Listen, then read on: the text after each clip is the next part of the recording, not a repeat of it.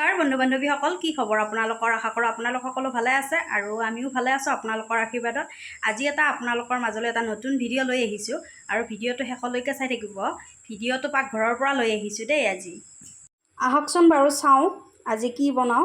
এই মচুৰ দাল কেইটামান জিকাই থৈছিলোঁ আৰু এইফালে দুটা আলু কাটি লৈছোঁ, পিঁয়াজ, নহৰু আৰু জলকীয়া। এইখিনিৰে আজি মই নতুন বস্তু এটা বনাই দেখাম আপোনালোকে চাই থাকিব।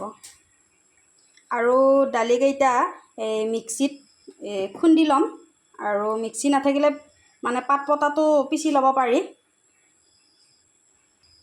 এয়া মই এইকেইটা মিক্সিত দি ল'লোঁ আৰু ইয়াতে নেহুত দিলোঁ,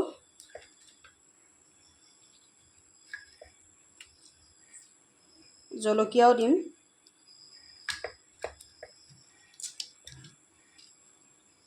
এইখিনি খুন্দি ল'ম এতিয়া। আৰু দালিখিনি খুন্দি ল'লোঁ এয়া মিহিকৈ। আৰু ইয়াতে এটা পিঁয়াজ কুটি দিম আৰু পিঁয়াজ এটা সৰু সৰুকৈ কুটি দিলোঁ, হালধি গুড়ি অলপ দিলোঁ। এইখিনি মিক্স কৰি ল'ম, তাৰপিছত কেৰাহীত বহাই দিম। আৰু কেৰাহীত তেল গৰম হ'ল, এতিয়া মই পকৰীকেইটা বহাই দিম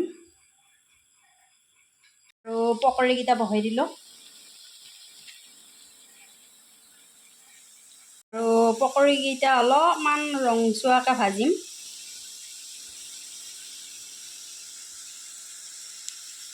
আৰু পকৰীকেইটা অলপমান ৰঙা হ'ব দিম।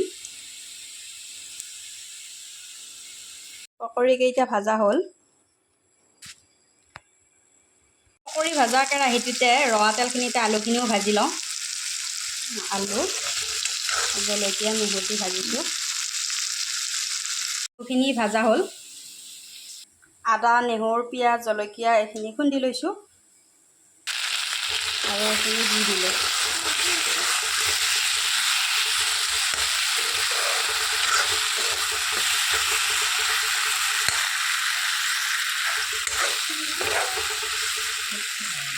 আৰু অলপ সময় ভাজি পিঁয়াজখিনি ভাজা লাগবা দিম। অলপ পানী দি ভাজিলোঁ।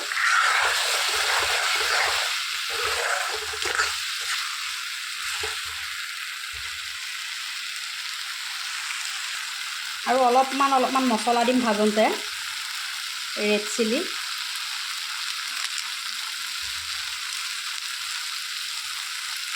গৰম মছলা,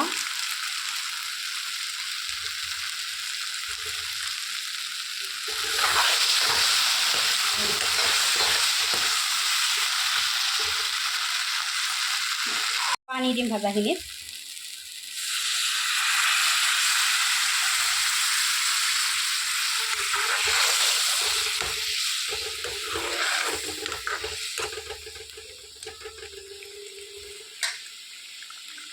অলপমান উতলিব দিম।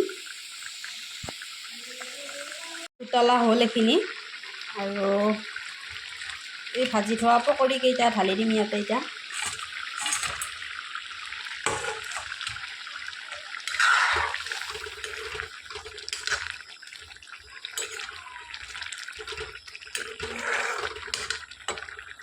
আৰু অলপ সময় উতলিব দিম এতিয়া পকৰীকেইটা সিজিব লাগি। আৰু কি ধুনীয়া কালাৰ হৈছে চাওকচোন বাৰু।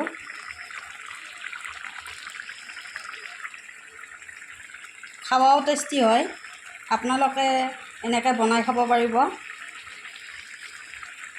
আৰু হঠাৎ কোনোবা আলহী আহিলে ঘৰত যদি একো বস্তু মাছ মাংস নাথাকে, তেনেহ'লে দালিৰে এই বস্তুটো বনাই খুৱাব পাৰিব।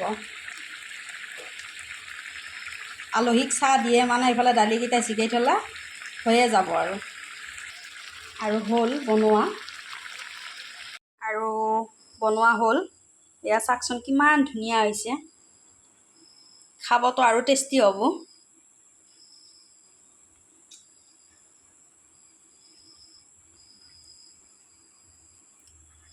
আপোনালোকে এইদৰে বনাই খাবচোন বাৰু। চাই যদি আপোনালোকৰ ভাল লাগিল, লাইক, কমেণ্ট, শ্বেয়াৰ, ছাবস্ক্ৰাইব কৰি দিব আৰু ফেচবুকৰ পৰা চাই আছে যদি পেজটো ফ'ল' কৰি দিব। ধন্যবাদ, শুভৰাত্ৰি।